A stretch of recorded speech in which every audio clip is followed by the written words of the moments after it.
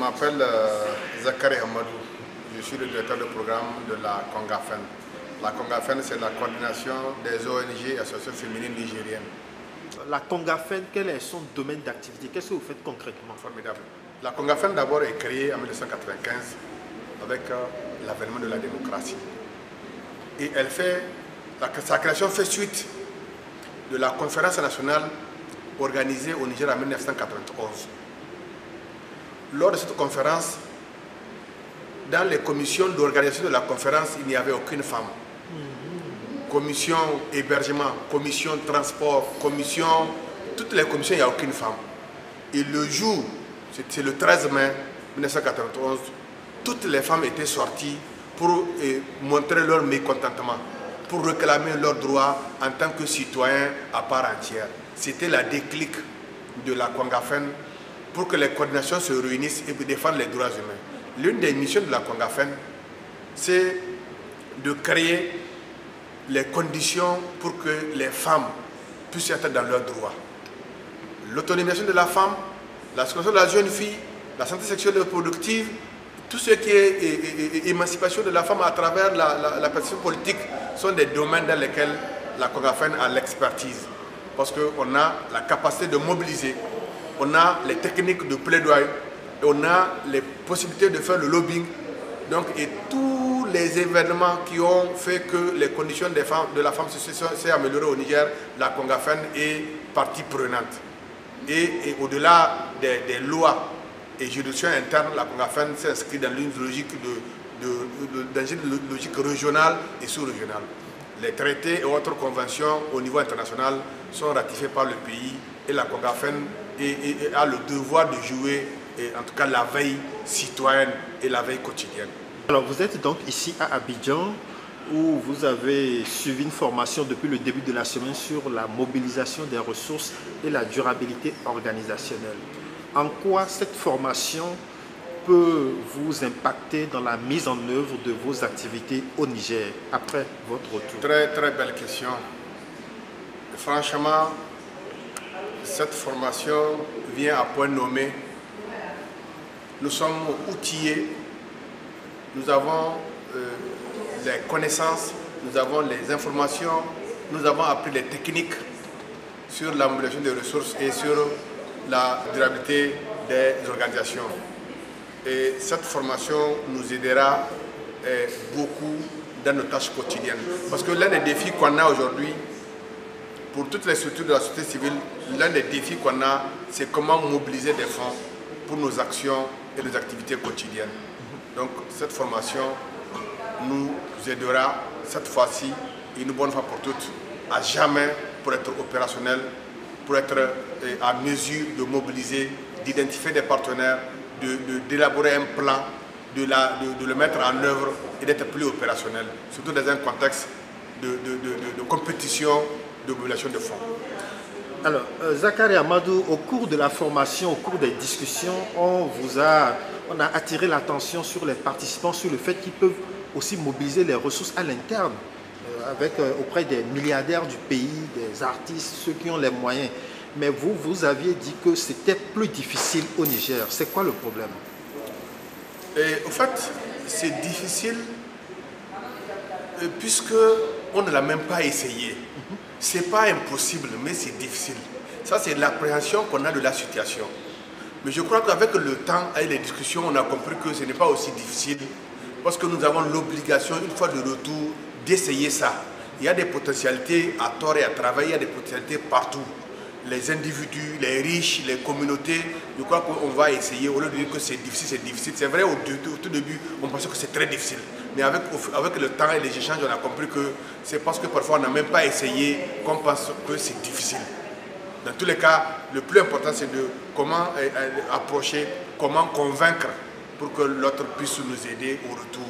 En tout cas, il y a des gens qui ont les moyens, il y a des sociétés qui ont des moyens, il y a des entreprises qui ont des moyens et on va essayer de les aborder, de les convaincre pour qu'au retour, qu'ils nous aident dans la mobilisation des ressources. Ce qui est sûr, je crois qu'avec le temps, on a fini par comprendre que c'est possible.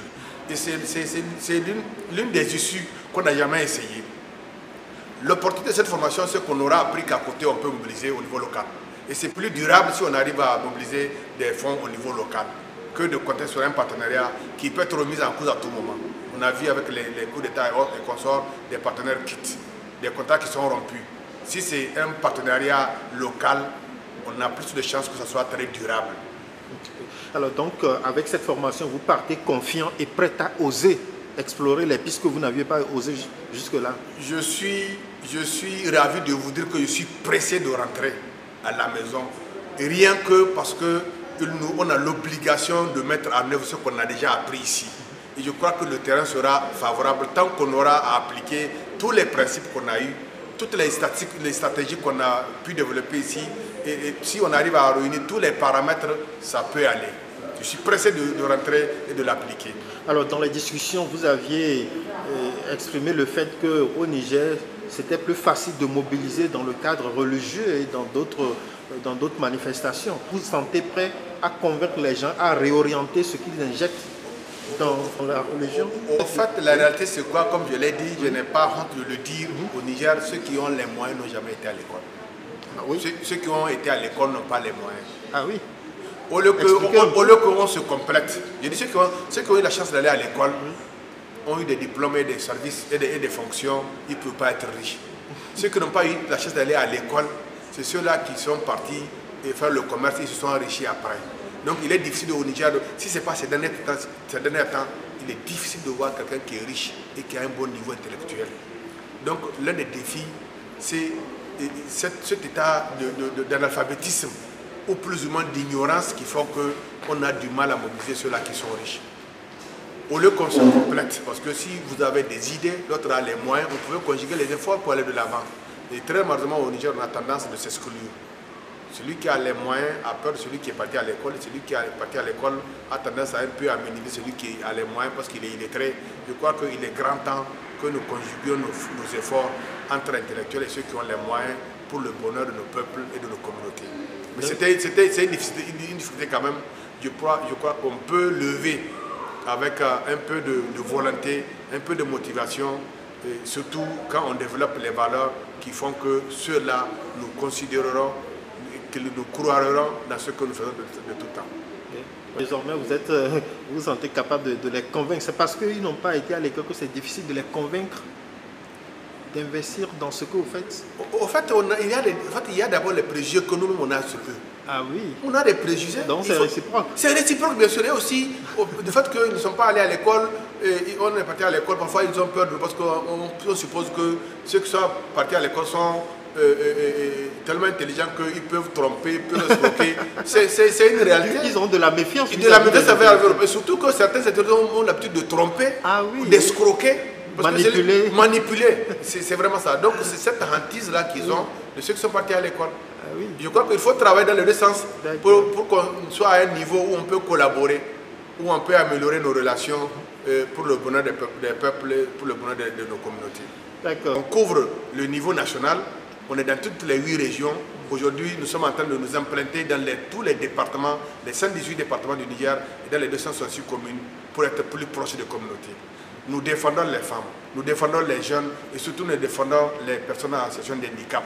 Parce que, en réalité, Congafen est la grande structure aujourd'hui, après 28 ans d'expérience, qui est censée gérer toutes les questions d'inégalité à travers le genre, les questions de quotas, et en tout cas, toutes les discriminations, qu'elles soient croisées ou non, la Congafen est en train de travailler pour les réduire au maximum. Et tout récemment, on vient de valider le rapport de 2022 sur les inégalités. On est en train de travailler sur la base d'un plan d'action, comment y remédier à ces inégalités-là qui sont parfois même croisées. Très bien. Et quel est votre impact dans la société? Notre impact après 28 ans est tellement visible que dès qu'il y a un problème, on nous saisit.